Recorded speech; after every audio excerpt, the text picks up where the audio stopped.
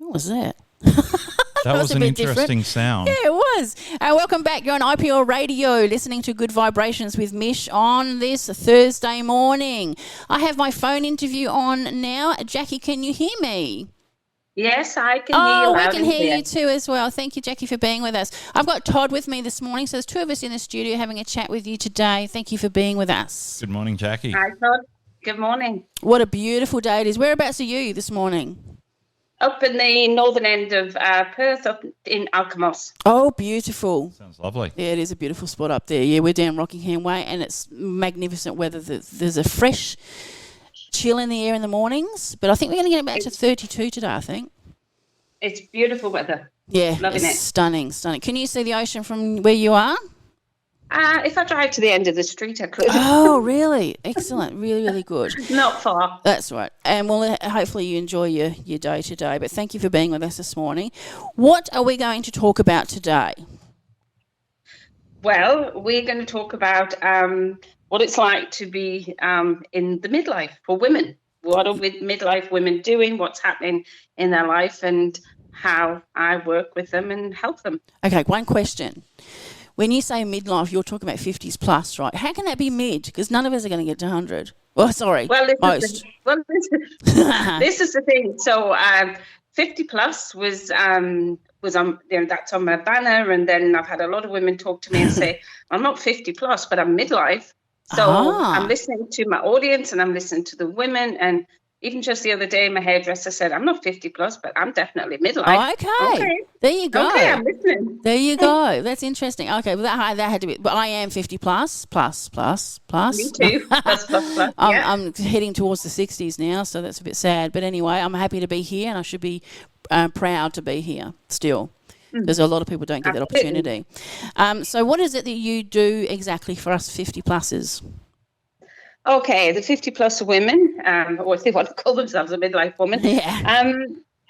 A lot of women at this stage of life really get to a point where it's like they've popped their head up above the surface of what they've been doing for years and years and years, and they go, oh, okay. What's next for me now? What do I do now? The 100%. I think you lose yourself, don't you? Particularly as a parent as well. You lose your identity, not your identity, but your individuality. And when the kids go from your home, you think, okay, who am I again? Yeah, absolutely. They do. They lose their sense of self, and they've put everything they've got into raising the kids, working, often supporting their partner in his work, in his business. And so many women at this stage of their life, also marriages end.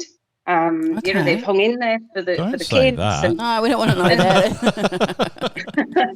that. and they get to this point where they're a little bit lost, to be honest. Yes. And they feel unheard and they feel unseen.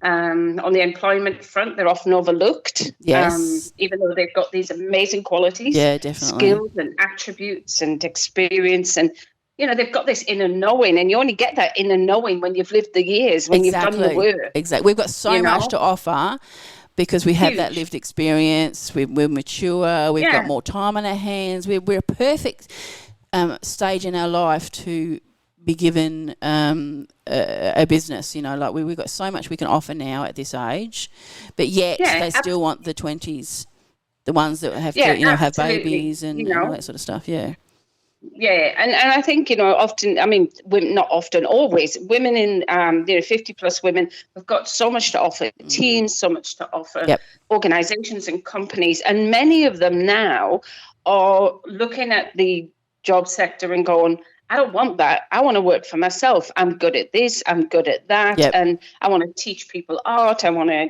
do this with people or whatever. So a lot of the women I work with, what we work on is their, what I would class as limiting self-belief. So they've got some issues around their self-belief and their confidence. So they've lost a lot of that along the way. I hear you. And, they get stuck in that mind loop.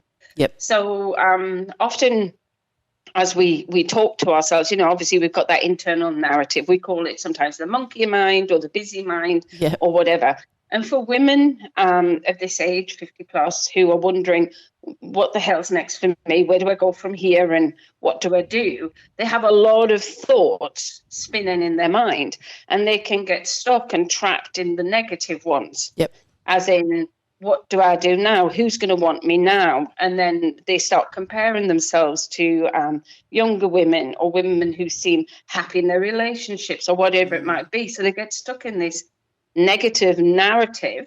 Yep. And it can spiral, and it can take them down into really low moods or even depressed states. Yep. And, and so often what they need is just some tools and techniques to teach them, which is the work that I do, how we can shift out of that, how we can really stop this frantic monkey mind from racing around our heads, and to find that calm center again, and to really connect with who they are again. So that's part of the work I do, to help them to ditch that doubt, that negativity that's spinning within them, and to discover this unwavering self-belief again and their confidence again that they've had before. We've all had it. We've all had moments where we've had that. And that's what I do. Anyway, that's interesting, because I'm definitely at that point, and I have been for probably the last 10 years now. But because I've been a parent for so, still am a parent for so many years, and you get stuck in that parenting thought where everyone else comes before you. You're always last on the list with everything. You're doing everything for everybody else, and you forget to do for yourself. How hard is that to change? Because you've been doing that for such a long time. How hard is it to get? I mean, you say you have these tools, etc., but surely it's going to be a long journey to be able to get out of that mindset. Well, that's the thing. You would think it would be, because you'll go, oh, my God, I spent 20 years or 30 years thinking this way or feeling this way. And it doesn't. It can take some women a few weeks, a few months. It may take some women a year or a little bit more, but it certainly doesn't take 20 or 30 years to rewire. Wow. So that's what we're doing. We're rewiring that thinking pattern, and we're redesigning our life, because our thoughts and the language that drives those thoughts, so the internal voice, will create our reality, put it that way. So what I say to the women that I work with is, look, you have a choice. You can speak yourself into misery, or you can speak yourself into joy. It's entirely up to you. Absolutely. You have to start to make some different choices. And yes, it takes practice, because like anything else, it just has become a habit. Correct. It's become a habit of the internal beating up and the internal negative narrative. Yep. And so like any habit, it takes practice to reverse that habit and create a new habit. And I mean, we're looking at 50 plus, but if I look over the last, well, it could be any age, really, I suppose. 10 years, into my mid-40s, as some of these women are speaking to me, I was in complete crisis in my complete crisis. One daughter had been groomed into the world of drugs and violence, and one was very unwell, and I had a son who was struggling. He was a little lad. Wow. And there was just a lot going on. And then I ended up taking full-time care of my granddaughter through the family court at a very early age. So I had to give up work because she needed stability. And I was certainly in that space of every 24/7, my head was spinning. And so I've been there, I've lived it, and I really struggled to get out of it. And for me, I mean, I can share the two tools that I used, if that would be helpful. Oh, please do. For your listeners. So for me at that stage, because this was, my marriage broke down at the same time. Oh, gosh. So there was a lot going on, and I was juggling all the balls and was in terror, really. I was in survival mode. Correct. And at that point, picking up wood in the park to try and put the fire on for the kids, that's where I was at. Oh. And my mind was in turmoil, and a friend of mine gave me a link to a little breath work and a meditation, sort of 15-minute thing. And I was not anybody for doing that. I just wasn't. I was like, oh, what the hell is this? But I thought, I've got nothing to lose. I have to do something, because I knew I couldn't survive continuing as I was. And that was where it all began. And I listened to the meditation, and I did the breath work twice a day. And I locked in for myself a 30-day commitment. Okay. And I said, for 30 days, do this no matter what. Do not stop. Whatever happens, do not stop. And I just did not think it would make a difference. Yeah. And within a week, I was already starting to feel a little different. I was like, oh, my mind wasn't as crazy. And bit by bit, and it just changed. And by the end of the 30 days, I was like, whoa, this works. Is that and right? It was the simplest of things. It was a conscious breath, which is belly breathing. It's done by belly breathing as well. And it was a very short 15-minute meditation. And at the end of the first month, I was like, oh, my God, it works. And my head started to clear. The fog cleared. Okay. And what happens is when we calm ourselves within and we find our center, the mind settles. So if you imagine a snow globe, when you get a snow globe and you shake it. And, so that's what your mind's like when it's frantic and we're spinning. So as you do the breath work and the meditation, it's as if you're holding the snow globe in your hand. Starts to settle and it gets calmer and calmer and calmer. And that was where it started for me. And now, this is what I teach women. I teach them breath work. I teach them meditation. I do hypnosis. So all of the tools, and obviously I've expanded my tools over the years, but at that point, I wasn't doing this work at that point. This was not what I was doing. I was teaching. I was a lecturer and I taught early childhood and child development. And I'd worked in the field of disabilities as well, teaching educators. Mm-hmm. So I wasn't doing this work then, but because I started doing the two tools, meditation and breath work, really simple.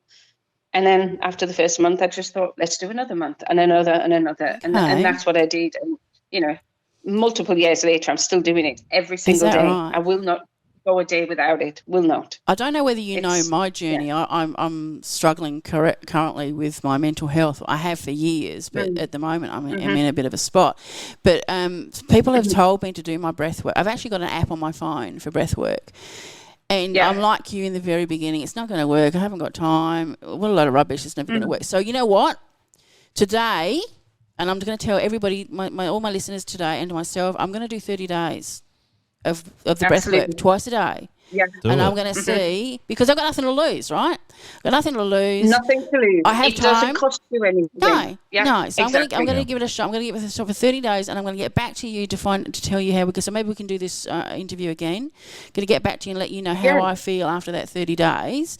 But that's the commitment to myself. That's the commitment to myself, because I have thought about it over many times that I should be doing it. I never have. Do you do breath work at all, Todd? Look, I used to, and I should. And it seems to be a constant with mental health where you're like, oh, it's not going to work. It's not going to make any difference. Like talking to someone, oh, there's no point. They're not going to be able to do anything. It's just telling them my problems. Nothing's going to happen from it. And until you get to that point where you can't get any lower and you say to yourself, you know what have I got to lose? Yep. I've hit rock bottom. I there's nowhere else for me to go, that you suddenly start to realize doing these simple little things. It just seems like a little thing, doesn't it? Like, it's not costing me any money. Yeah. It's costing me 15 minutes of a day. I can do it, anywhere. I can do it sitting in the car waiting for an appointment, whatever. So it's really not going to hurt me in any way to give it a shot. I just need to have that commitment, because when you're low and you're depressed, motivation is really difficult. Yeah. Even to do the smallest thing like breathing is really difficult. So especially when you're in a trap of I don't have time. Correct. Yeah. I've got heaps of time. Well, that's good. That's great. I do have heaps of time, but I don't have the motivation or the confidence to give anything a shot. So I'm going to commit myself today to giving that a shot, and I will get back to you, and we'll re-enter this conversation and see how we go. Brilliant. So I appreciate that. Yeah.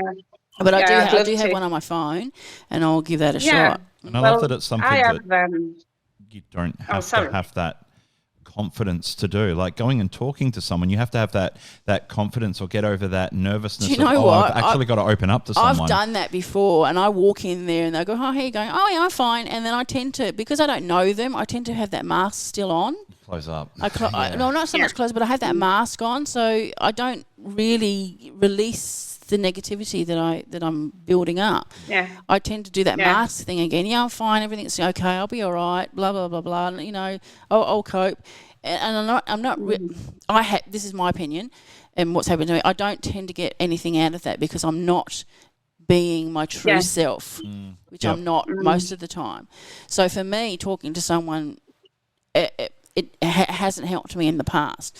So that's not unusual. I've been up until 2 weeks ago. I'd been the same with therapy every week. Okay, it helps because I'm so busy. Yeah, but about 6 months or more that I've been going, and then finally a couple of weeks ago, I just laid out everything that I was experiencing, not talking about my work week anymore, just laid out. Wow, because you've probably got more comfortable with that person. Yes, It's taken us that time. So much time. Yeah, because really, you walk into a stranger's room and as you would, even if I was walking into a party and I met a stranger, I'm feeling the same way. I feel like I have to be someone that I'm not. Yeah. And it's difficult to open up to a stranger. Yeah. So, yeah. I think, no. Go on. Sorry, I was just listening. Yeah, sorry, I was just hearing what Todd said before when he said, I think some of your words were, oh, that's not going to help, I can't tell anybody, you know, that type of thing. That's that negative narrative that keeps us stuck in the same pattern. And as you said, Mish, you know, somebody says, how are you? You say, oh, I'm fine. And that's actually an avoid. Oh, I've just lost you. Oh, you're still there? Yeah. And yeah. Yeah, I know, and I'm very much in that negative stage. Well, I think I have been all my blooming life, to be honest. But I need to get out of that. But I think you seem like you're past the avoidance tactics, though. At least now. IPL has helped me with that because it's given me a voice to talk about me, and I'm very open about my mental health, whereas a lot of people aren't, and they try and avoid talking about it. I'm happy to talk about my mental health, but actually doing something about it is a different thing. Do you know what I mean? Like, I'm happy to talk about my negatives, but actually to fix those negatives is a different step. So the only thing I can do right now, and anything I can promise, is to do this meditation. This is one, because you've got to do one step at a time. I don't think there's no point in me giving myself a big thing, too much of a change. So I think doing the meditation would be something that I can achieve without changing my life too much right now. Yeah. Or even the breath work, as you said before. Yeah, sorry, breath work and meditation. I mean, is that two different things? Yeah. It is two different things, right? Yeah. It's two different things. Yeah. So I have a breathwork guide sheet. I'm happy. I'll send it to you. Oh, that'd be wonderful, I don't know how to share it with your listeners, but it's how I teach it. If you could send it to me, then I can post it to my social media page anyway. But that would be great. Yeah. I can give you that. Again, meditation to me seems like a load of bollywogs, whatever you want to call it, because I find it really hard to switch off completely. Like, I've been to sound immersions and all that sort of thing, and I just can't switch off. So I don't. Meditation to me is what you see in media, where you hum your arm and you're sitting there. I can't do that. No. But that's a stereotype, though. Exactly. It's not so much that. I've been told it's not that anymore. It's not. It's literally just being with yourself for 10 minutes or whatever, and just winding down, I suppose. But I do need to learn that. When you're in flow, whatever that is for you. Yeah. If you're in flow, garden or going for a walk or swimming or reading a book, whatever. If you're in flow and you don't notice what's going on around you, that's meditation for you. See, to me, it's all that choose media what stuff. Works for you.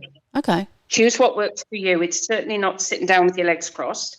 It can have to be, but if you fold in the washing or making a cup of tea or making a cookie, that might be your meditation. True. And you know what it is to me? I've found in the last couple of years is art. I like playing with paint. And I'm no good at it, although I shouldn't say that because art is, eye of the beholder, but I love doing arty stuff. Because it sets me in that moment. Yeah, it sets me in the moment. Yeah. You don't have to be good at something for it to be a meditation activity. Correct. Exactly. Because this is a you activity for you only, not for everyone else out there. Correct. And I need to stop thinking about everybody else and thinking about me. Yep. And that's I have trouble with that. So you're already doing meditation.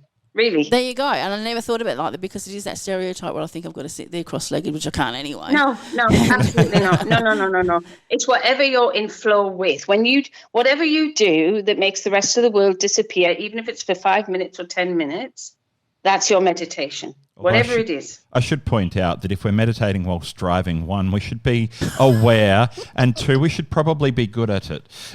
Or one of those cars that drives itself, which is what we were talking about earlier. Okay, well, so my husband was playing Xbox last night. That he would say that was his meditation because it takes him away from the normal thing. Yeah, exactly.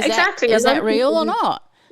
Yes and no, because it's keeping the mind overstimulated at times. But a lot of people use it, but not with negative thoughts.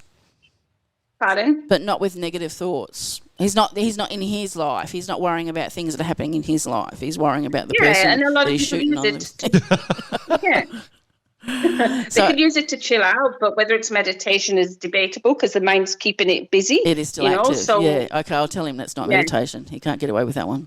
Yeah, okay. That's interesting. I really appreciate that. Now, you do circles, is that correct? I do. Circle work is a big part of the work that I do with women because it allows me to work in groups, and it allows me to, in some ways, my circle work is probably a little bit different to how lots of people do circle work, but it's all about empowerment for women, and it's all about supporting that self-belief and their self-confidence. I offer a free circle for women every second Saturday on the beach at Queen's Rocks up in the northern suburbs, and that's obviously free for women. It's for women in the community, and some women have been coming over the years, every time over and over again, and they've changed considerably because it's just one small step at a time, as you said before. Focus on one thing, work on that, and then do the next thing and the next thing. Don't overload yourself. And I run circles. I have a circle room in my home. I had a circle last night, which was amazing.